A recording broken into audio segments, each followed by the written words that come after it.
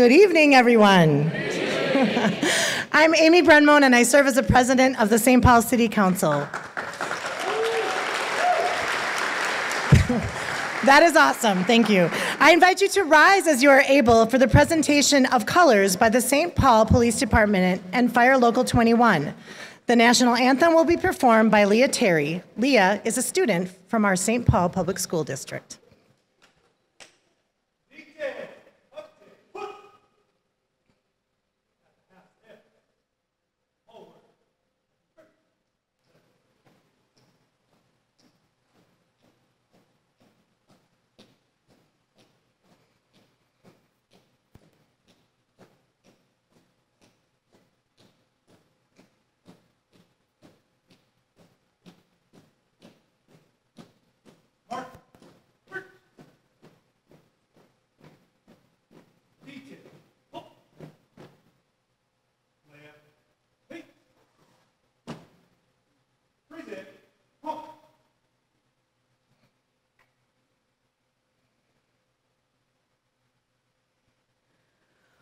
Oh, say, can you see by the dawn's early light what so proudly we hailed at the twilight's last gleaming, whose broad stripes and bright stars through the perilous fight o'er the ramparts we watched were so gallantly streaming, and the rocket's red glare, the bombs bursting in air, gave proof through the night that our flag was still there.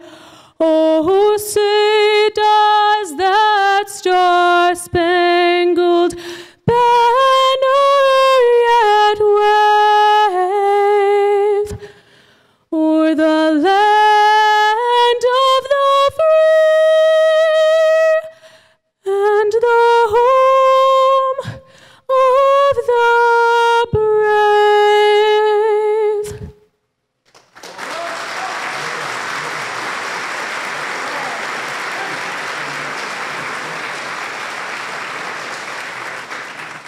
Half step forward, first.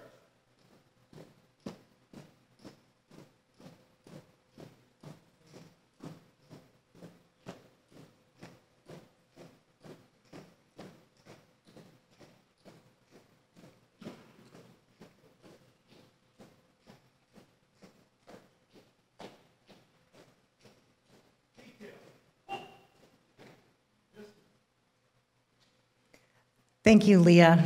You may take your seats. Maybe another hand for Leah. That was beautiful.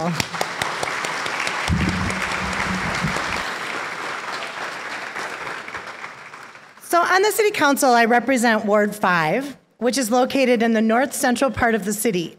It is a great honor to welcome you all to Ward 5 to learn more about Mayor Carter's vision for our city's budget. Thank you so much for being part of this process tonight. I do want to take a moment to acknowledge that we are assembled in Washington Technology Magnet, the second largest school in St. Paul and Minneapolis.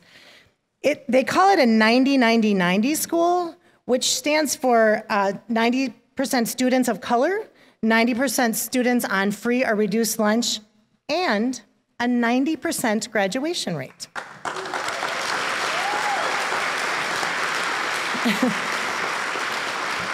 And catch this, 100%, and that's everybody, for those of you who aren't so good at math, of the 2018 graduating class, 100% were accepted to at least one post-secondary program. Very cool.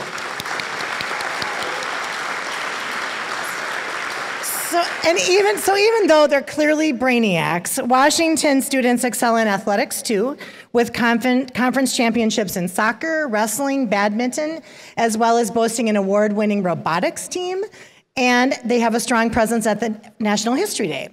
Principal Dr. Mike McCollar and his incredible team deeply invest in their students, and it shows. The leadership, the staff, and the students at Washington are wonderful partners to me, to the North End, and to the city. So thank you so much, Washington Tech, for opening up your doors today for this event. Thank you.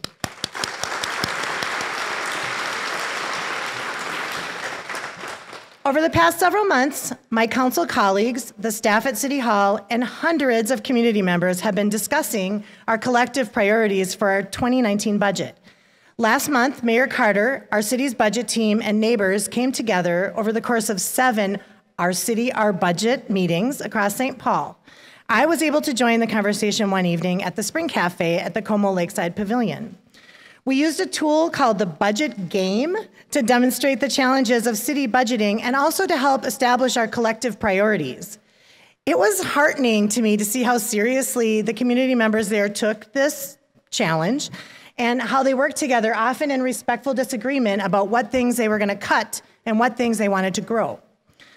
So tonight we'll hear presented the fruits of all this labor, a budget proposal based on values, priorities, and desired investments. The City Council will spend the next 3 months evaluating, challenging, and most likely modifying this proposal. We are excited to gather and mark this occasion today, and then continue to advance the work with all of you to create our 2019 budget. With that, please help me welcome Tish Jones, a true Art Speaks poet.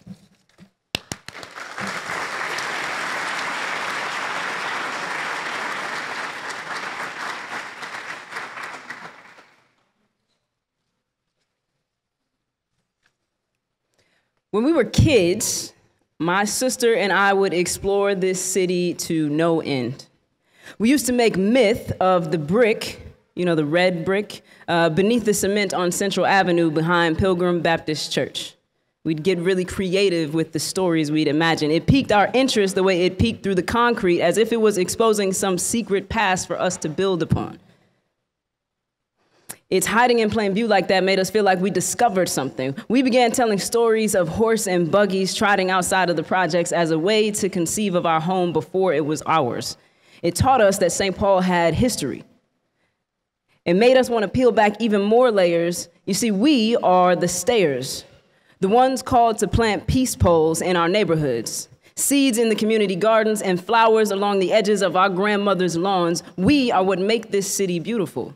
The architects of a heart aesthetic, like Miss Mildred. Come on, y'all gotta know Miss Mildred. Miss Mildred ran the Fun in the Sun camp at Hallie Q. Brown back in the day. She stayed with a dad cap, some rolled up shorts, and a sea of kids the height of her hips, always swarming around her body, waiting for a smile, the next adventure, a snack, an auntie, mama, grandmama kind of way of teaching us life lessons while our blood family was clocking hours at the 9 to 5. Miss Mildred had permission to mother you, and ain't nobody have to tell her that. She kind of just knew what to do. She was a gardener. I wonder how many black folk in this city she can call fruit. We are invested, not just in the place, but in the people. Y'all remember when someone defaced the sculpture at Lake Phelan with swastikas and Klan references? Do y'all remember how the people gathered to care for one another, to care for the sculpture, placing little slivers of tape atop the carving, removing the hatred piece by piece, spewed across the statue? Leaving traces of themselves, their fingerprints even, and their commitment to be neighbors. That is St. Paul, a city littered with love and commitment. We are planners, protectors, the people deciding to beautify this place, to invest in one another, to buy homes and raise children, to give back to our alma maters because they were the breeding grounds for who we would become. We are Central High School alum turned comic icon, award-winning author, world-renowned artist, leading scientists, life-saving doctors, scholars, groundbreaking politicians. We are St. Paul.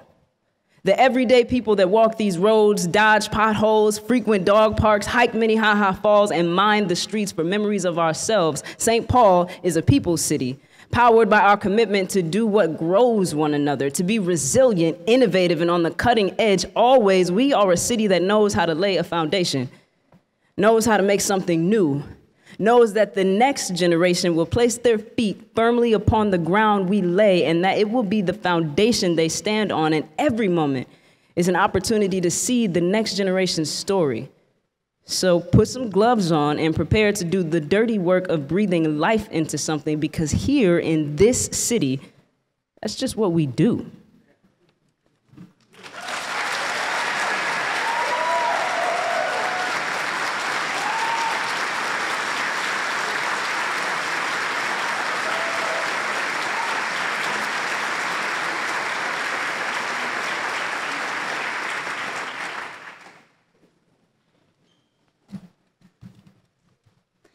Good evening. My name is Jaime Tincher, and I have the pleasure of serving as Deputy Mayor for our city, St. Paul.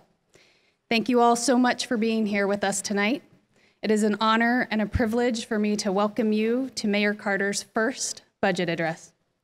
I'd like to first thank and acknowledge the elected officials who are here with us this evening. As I read your name, please stand or wave, and if everyone could hold applause, we'll do that all together in a minute. Council President Amy Brendmoen, Council Members Di Tao, Rebecca Naker, Chris Tolbert, Samantha Henningsen, Dan Bostrom, Jane Prince. We have with us County Board Chair Jim McDonough and County Commissioner Tony Carter. School board members with us are Chair Zuki Ellis, Jeannie Foster, Mary Vanderwert, Marnie Zhang, John Broderick, and we have our Superintendent, Joe Gothard.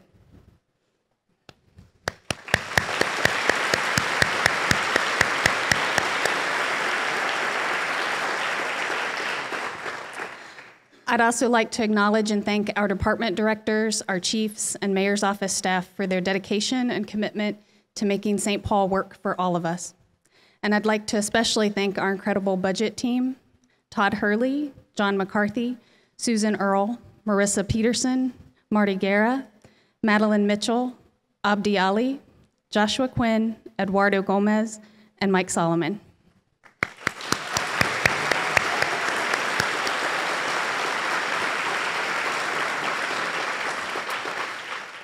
It is an exciting time in our city and thrilling to serve in Mayor Carter's administration at this moment in St. Paul's history.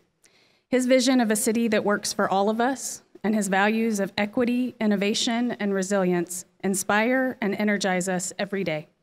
Please join me in welcoming our mayor, Mayor Melvin Carter, to the stage.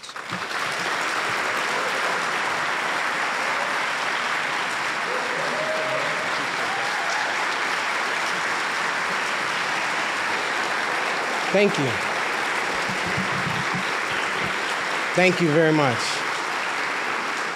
Thank you very much. I appreciate your support. Deputy Mayor Tincher, you acknowledge everyone except yourself, but thank you so much for your service as an incredible deputy mayor. You acknowledged, and I do echo the thanks of Leah, who sang the national anthem. Wasn't she incredible?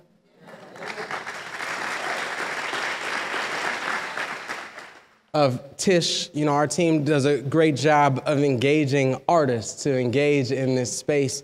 And the problem is, every time I get up to speak, I'm all choked up from the artists, the incredible artistry that exists in our community. Tish Jones, thank you so much. I'm honored.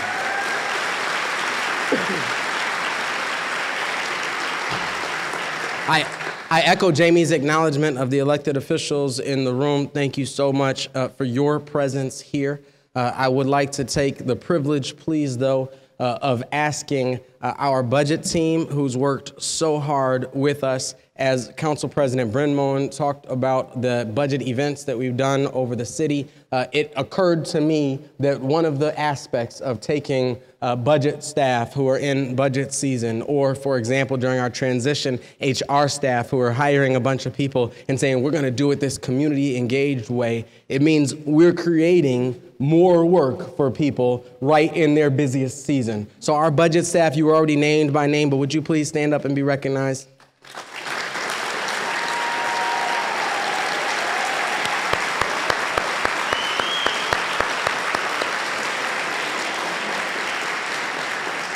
With that, I'll also ask the members of my office staff to stand and be recognized. Yes, you know who you are.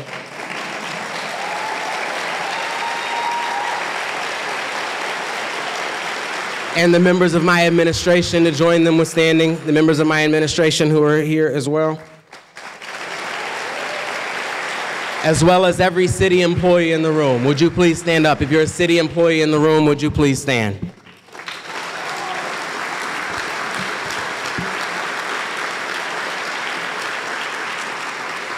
Every day, I share with people across our city that this work of politics, of policy, of leadership sometimes may look like an individual sport, but in truth, it's a team sport. And every day, I am honored and humbled by the incredible skill of the team that I'm surrounded by. I honor you, and I appreciate your work. Members of the council, thank you so much for being here. Thank you so much for your leadership. It's been an honor, a privilege, and a pleasure to work alongside each and every single one of you and to be able to see the passion that you have, not only for the specific parts of the city that you are tasked with representing, but for the understanding that our city is all one whole city and that we all rise together. So I thank you so much for your leadership. I do want to call out two specific members of the city council, one being interim council member Samantha Henningsen. Thank you so much for your service.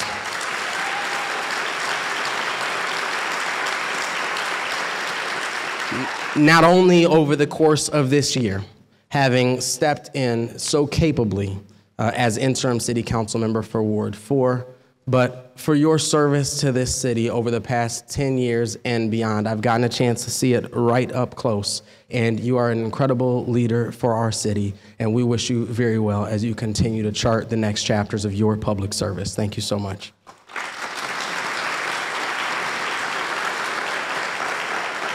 I also want to acknowledge Council Member Bostrom and just acknowledge that our thoughts and prayers are with the Bostrom family as they celebrate today the homegoing of a family member. I was with him just earlier, and our heart goes out to Council Member Bostrom. Superintendent Gothard and the entire St. Paul Public Schools family, the family of Washington Tech, thank you so much for hosting us here today. Dr. McCollar, thank you so much for your willingness to open this space to us. My parents are here, and I always have to acknowledge my parents. And let me tell you, every chance I get, I need to share with you that I am the product, when I tell you that I am part of a team around me of my immediate family, and most immediately, my incredible and incomparable wife, Dr. Sakina Futrell Carter. Thank you so much for your service.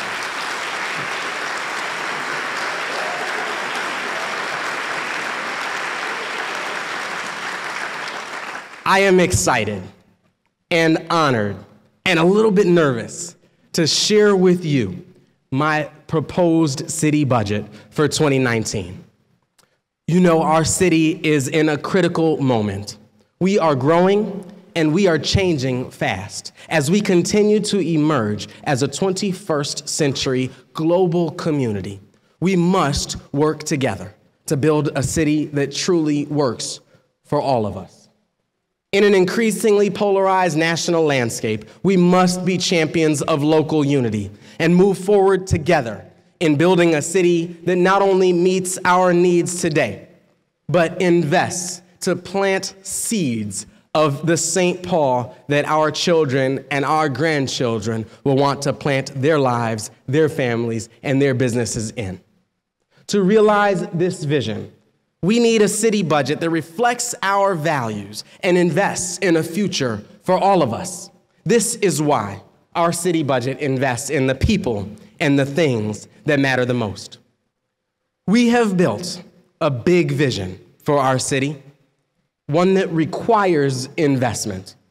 Our 2019 budget proposal calls for more than $16 million of new investments in our children and families, our workers, businesses, and innovators, and our streets, sidewalks, and bikeways through a proposed 11.5% increase in our property tax levy.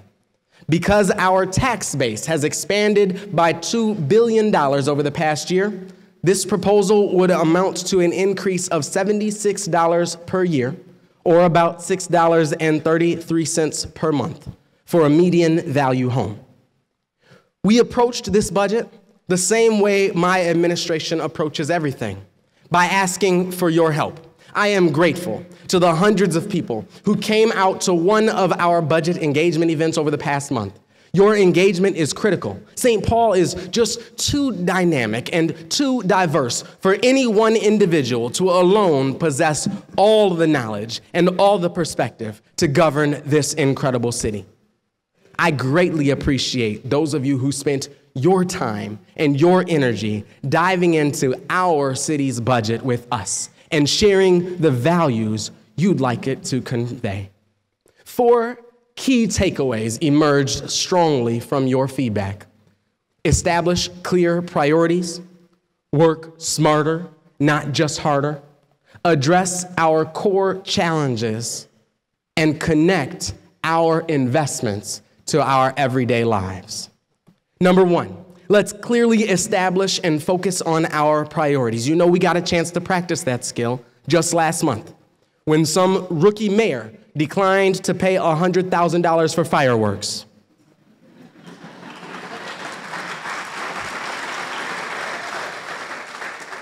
I expected that decision to be unpopular, but the overwhelming support from St. Paul residents has been compelling. Even those of us who love fireworks want our public dollars invested in efforts much more lasting than that.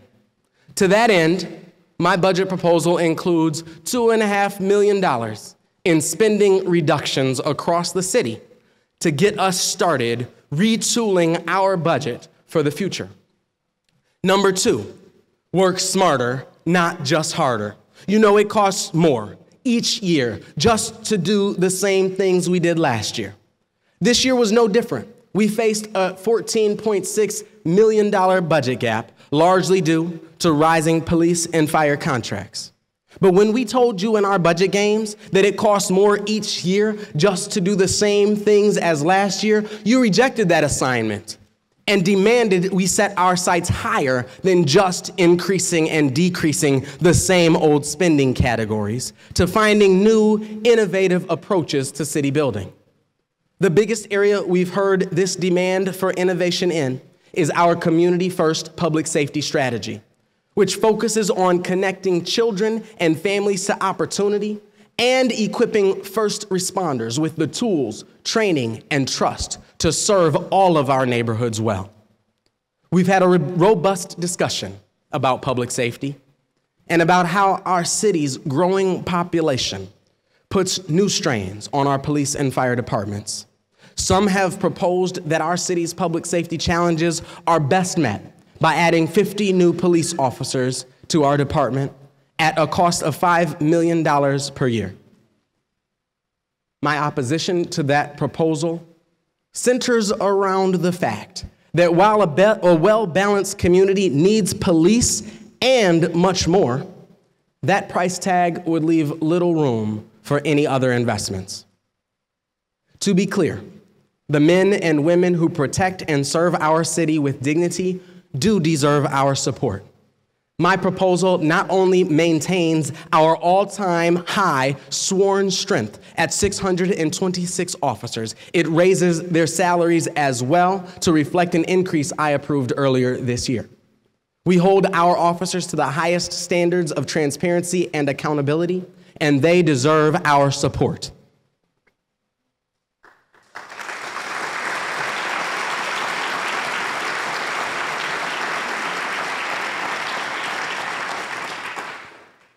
Our hearts and our news are full with the heartbreak of having lost Billy Hughes in a police-involved shooting earlier this week. I've spent the last few days sharing space with Mr. Hughes' family and friends, with community members and police officers alike, who all grieve and mourn his loss. While we still have too few details to know exactly what happened on Sunday morning.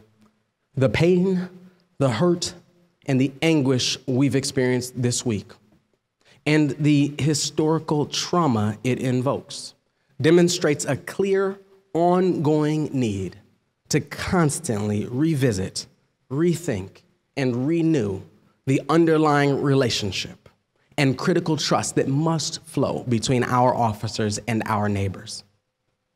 I am proud of the work Chief Axtell's leadership team has done to implement the principles of 21st century policing and of our Community First public safety strategy. In response to your challenge to shift our lens on public safety, Chief Axtell and I have worked together to design a unique mental health co-responder program, dedicating a $500,000 ongoing investment to embed social workers and mental health professionals alongside our police officers to ensure those experiencing a mental health crisis can access the support they need and the resources they need, and to free up our officers to respond to the next emergency.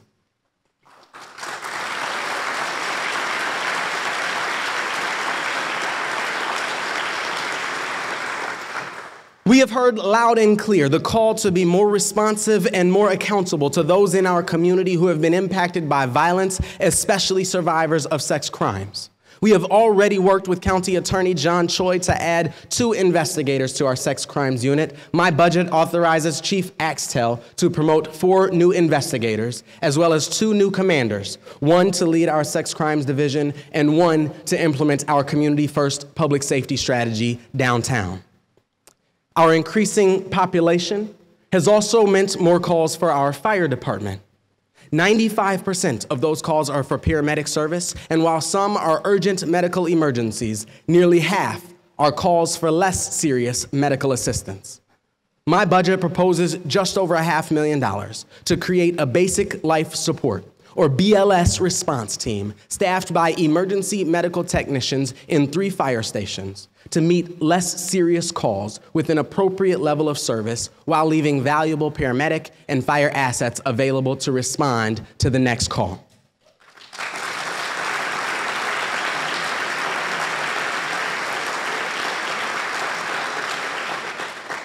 Sadly, in today's climate, our public safety plan must include a strategy to defend our new American neighbors. Just last week, video footage emerged of ICE agents forcibly arresting Carlos Urrutia as he was leaving a hearing in our own county court building just upstairs from my City Hall office.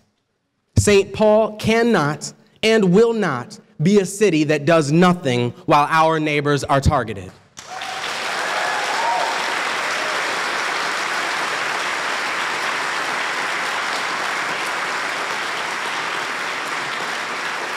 I am asking the City Council to amend our current year budget to place $100,000 into an immigration legal defense fund to ensure that everyone in our community can access the legal service, support, and resources they need to keep families together and safe.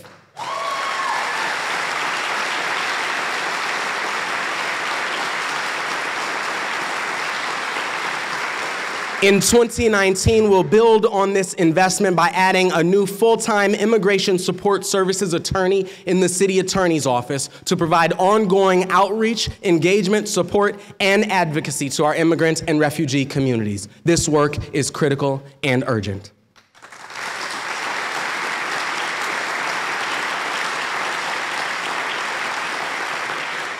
Takeaway number 3 from our budget engagement game is that we are ready to address our city's core challenges, and we know that chasing symptoms with short-term fixes is unsustainable.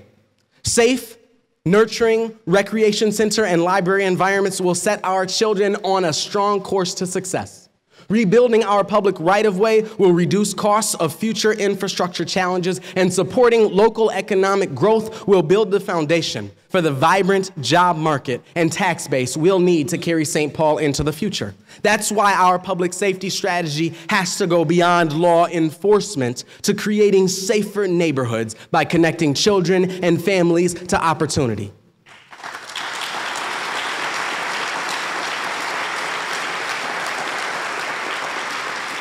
As a child, the Martin Luther King Center was a home away from home, where I attended after school and summer programs run by Miss Mildred, who Tish talked about, where I formed lifelong bonds and learned valuable skills. When every St. Paul child grows up with those experiences, our city will be a fundamentally different place. However, our fee-based programming model has created troubling disparities in our rec system, yielding stark differences in the quality of programming we provide from one neighborhood to the next. I am proposing a $200,000 investment to triple free recreation center programming citywide.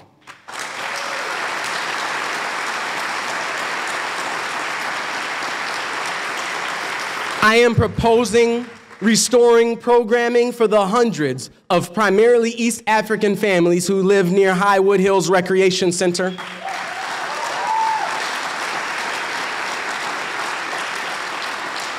And beginning the process to redesign our Rice Recreation Center just down the street.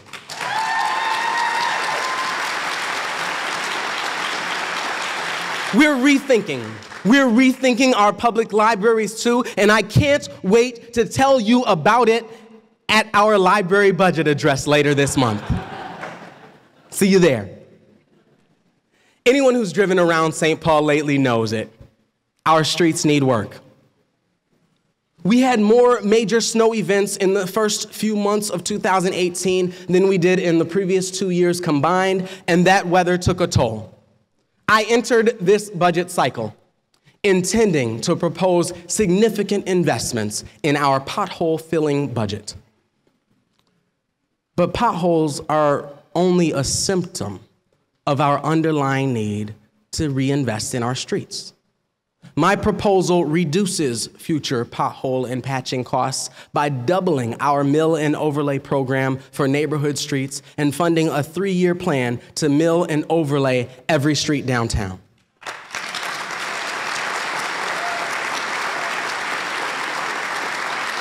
It adds $1.2 million to mitigate the impacts of emerald ash borer. No emerald ash borer fans in the house? It puts an additional $1 million into sidewalk maintenance, and I am proud to say it puts $500,000 to create St. Paul's first ever dedicated funding for bike lanes.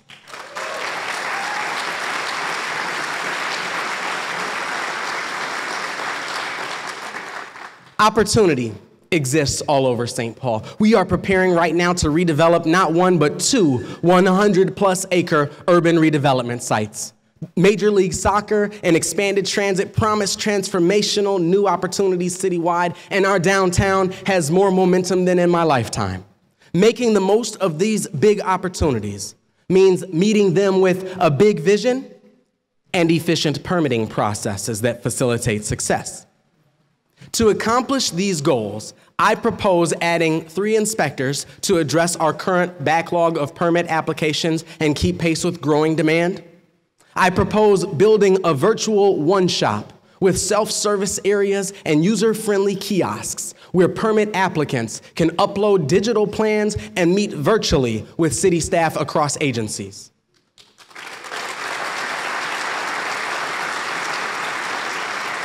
I propose investing in our cultural districts to create wealth and job opportunities while offering destination and community space in our highest potential neighborhoods. And I propose continuing our support for Full Stack, our partnership with the St. Paul Area Chamber of Commerce to help grow, retain, and attract innovative companies. Thank you.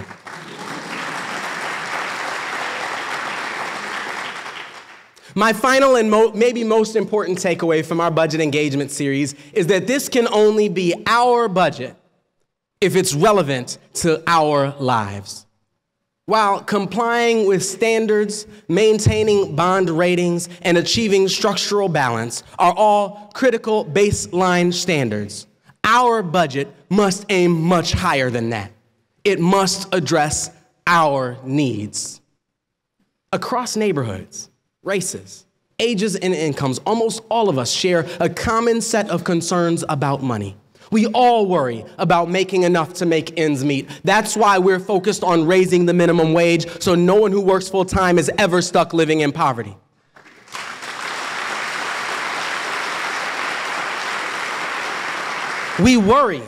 We worry about the cost of sending children to preschool, to after-school and summer programs, and to college. That's why we're investing in our recreation centers and libraries and designing a college savings accounts program to start every child born in our city on the pathway to college from birth.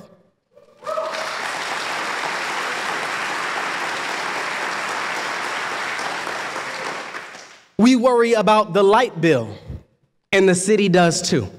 My budget makes available $5 million in internal loans from the city's treasury to finance smart, energy-efficient improvements in city buildings, starting with LED light bulbs that will reduce our carbon footprint and save money over time.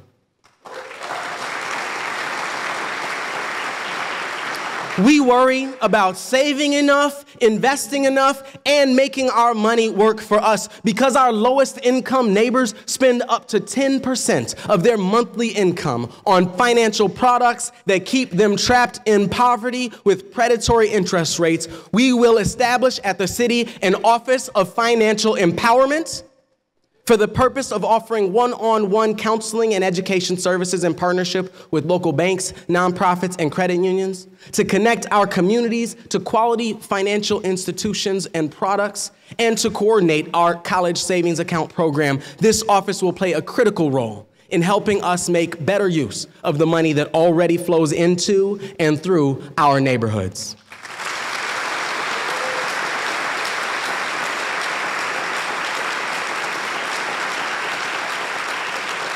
Finally, what's the first thing we worry about every month?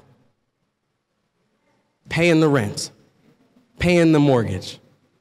The centerpiece of my budget is a set of deep investments aimed at addressing our emerging housing crisis. Last month, the City Council unanimously passed a very clear resolution identifying affordable housing as one of our most pressing and critical challenges and requesting significant new funding in my budget proposal dedicated to addressing these needs. I applaud their action and share their concern. In response, I am proposing an unprecedented one-time infusion of $10 million plus $2 million in ongoing annual investments to address our emerging housing crisis.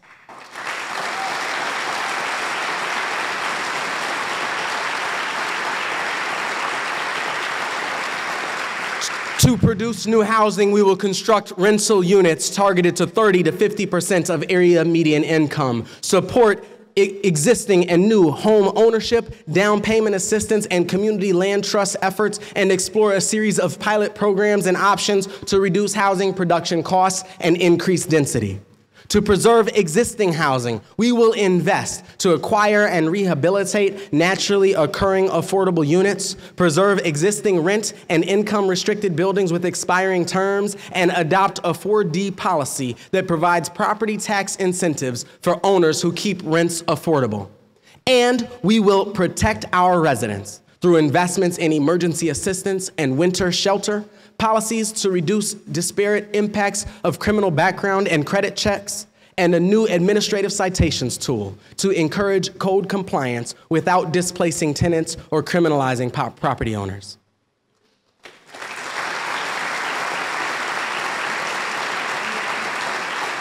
These smart new investments, combined with existing city and federal resources, will result in over $71 million in housing investments in our city over the next 3 years.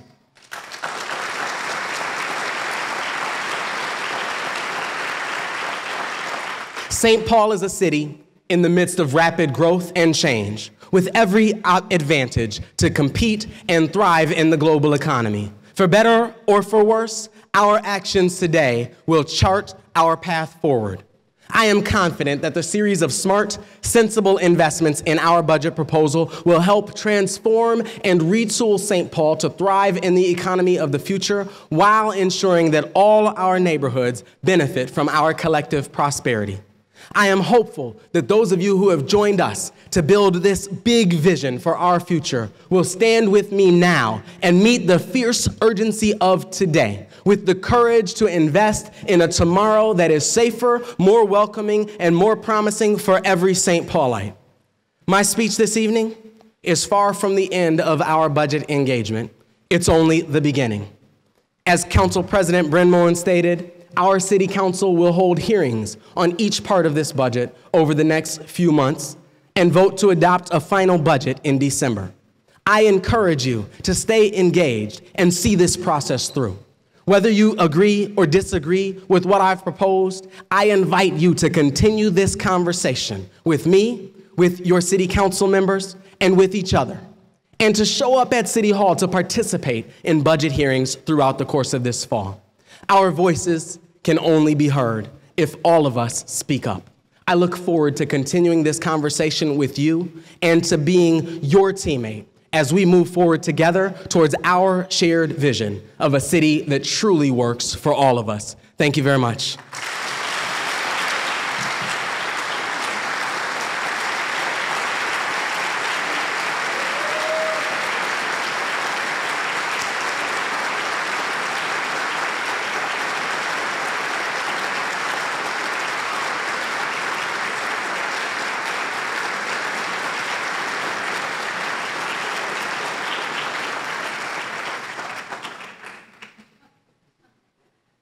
You were dismissed.